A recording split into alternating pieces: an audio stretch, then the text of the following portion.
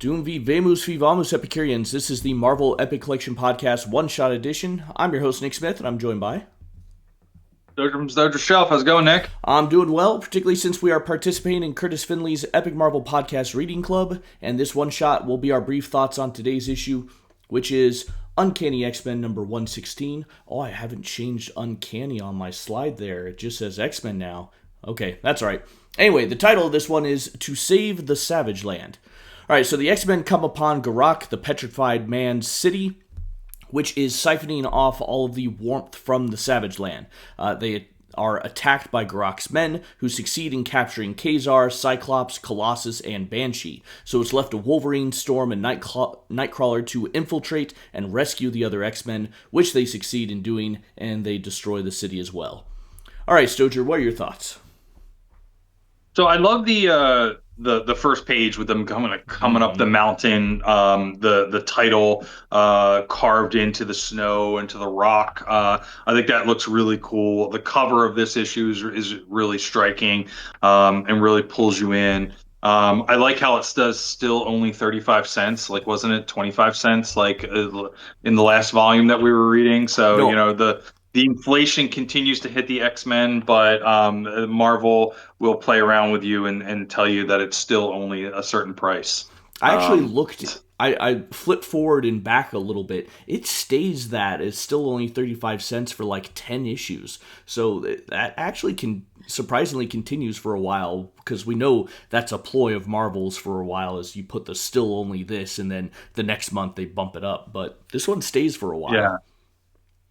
No, I mean that's good. I mean it was what 12 issues ago it was a dime cheaper, right? So it was Mhm. 25 cents. And it reminds me of the DC the early 2000s. It was like holding the line at 2.99, and now all comics are like $5 or something like that. So those things they don't last too long.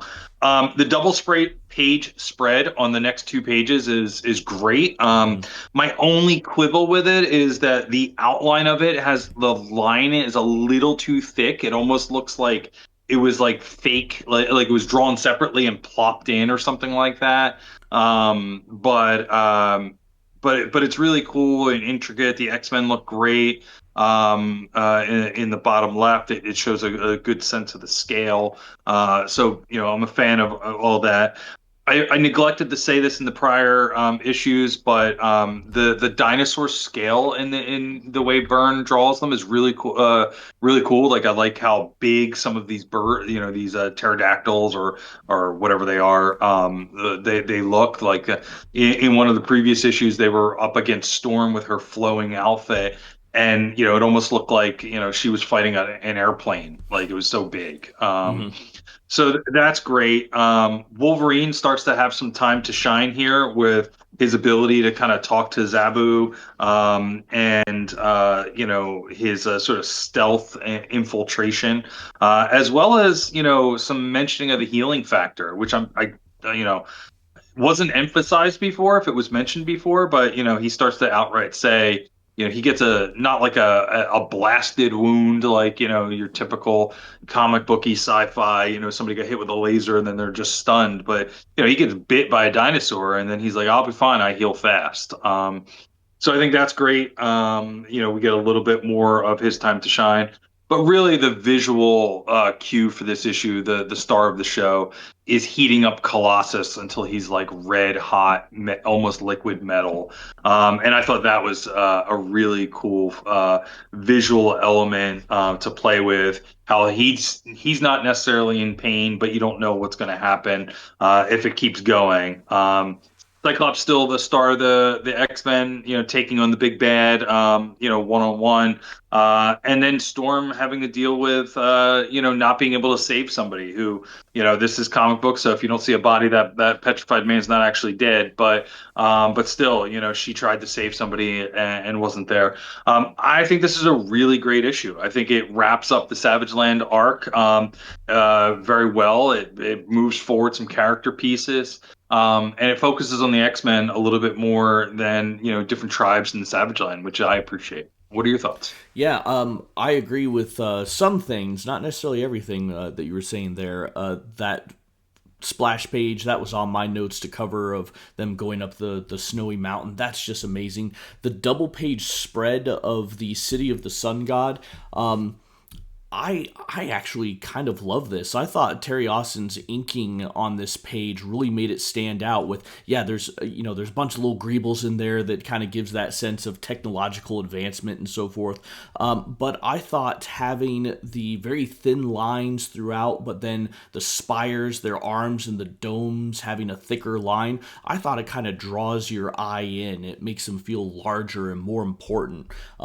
Whereas the greebles, again, it's so small and everything, it feels fine, and thus the thin lines. I thought that was well done, but maybe that's just a different preference style. I thought there is some history in the 70s that I think might also be being played around with here in this story as well. For some context, in the 70s, the ecological disaster that many people were concerned about was actually global cooling, right? A lot of people feared that we were going to enter into a new ice age, and I don't know about you, Stojr, but I remember in elementary school that was something that we were being taught at my school, is that there's going to be a new ice age coming at some point. So that theory was reported widely in the media. Some people suggested the aerosols and other man-made reasons could be the cause of this new ice age, and it wasn't really until the 80s that the narrative shifted to being global warming and that we have to worry about the Earth heating up, actually. So having this tropical land, the Savage Land, being overtaken by ice and cold not only makes sense in terms of the Savage Land setting, right, being in Antarctica, but also fits in with some of the worries of the time that this story was written, that this could be a parallel of the dangers of human-made or anthropomorphic climate change, right? Which of course we're still talking about today. So I thought that was an interesting parallel that was happening in there that might get lost today because we don't really worry about global cooling anymore. And, same thing with Wolverine, as you were talking about Wolverine. Yeah, first mention of him healing fast, or at least that I remember, although he did survive being, punched out into space during that whole fight over the Macron crystal and all that stuff that happened earlier, so maybe there was a hint there. But I like how Wolverine kind of took command this time after Cyclops was taken out. And, of course, we're going to see Storm takes on more of a leadership role in the near future. Wolverine does eventually become the leader of the X-Men for a while, so it was kind of neat seeing that here, that, no, he's not just this loner that does his own thing. He does have the chops to kind of organize, lead, and so forth. Yeah, I mean, interesting enough, like of this group here, Colossus is the only one that's never led a team, so to speak, right? Mm-hmm. Because Nightcrawler will lead Excalibur, Banshee leads Generation X, Wolverine and the X Men during that run in the 2000s. Storm has led the X Men numerous times, and obviously Cyclops. So yeah, that's an interesting point. Mm-hmm. I was trying to think, how come Colossus hasn't done any leadership? I mean, I guess maybe because he's just this big. I was about to say he's a big himbo, but he's not really that. He's got a little bit more of a head on him, but he maybe a little naive, maybe a little too loving and trusting. Yeah. I mean, his character arcs over the years have put him in positions where he wouldn't be that leader figure. So, he joins Magneto during the Fatal Attractions era and becomes one of his acolytes. And he's there for a little while. Then he becomes a team member on Excalibur towards the end of Excalibur's run to kind of atone for that and sort of change for that. This is all in reaction to the death of his sister that happens during Fatal Attractions. And then he's on the X Men, and then he sacrifices himself to cure the legacy virus. And then he's dead for a decade or something like that. Comes back and he's on various teams at that point. I mean, the only the other leadership role that he plays, that it's just an alternate universe, is he leads Generation Next in the Age of Apocalypse storyline. But he's not really a good leader in that sense. I think the idea with him is that his family and the way he thinks about his family always kind of interferes with that, whether it's his sister or the troubles with his brother, things of that nature. Mm-hmm.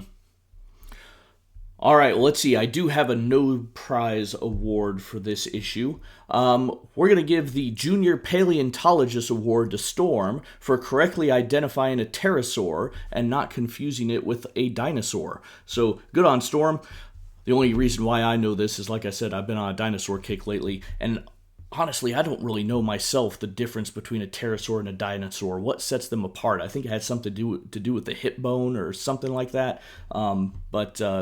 Because it's not just purely flying, because there are avian dinosaurs that are not pterosaurs. So I don't know. I need to do more research. Just to throw out more dinosaur knowledge, I just found out that there's a version of T-Rexes that is a different genus, a different species. It's like a micro or a nano. I Yeah, forget the name for it. And that they have to basically rethink some of the fossils that they have, where they might have thought it was like a juvenile Tyrannosaurus Rex, and now it's this other species. yeah, that Nanotyrannus stuff just came out like a day or two ago from when we're recording this. So yeah, that's recent news. So who knows with that stuff. Like and subscribe for all your late breaking paleontologist news on this channel. Oh yeah, not from us. I would recommend the I Know Dino podcast. That's a pretty good one for dinosaur news. I enjoy that.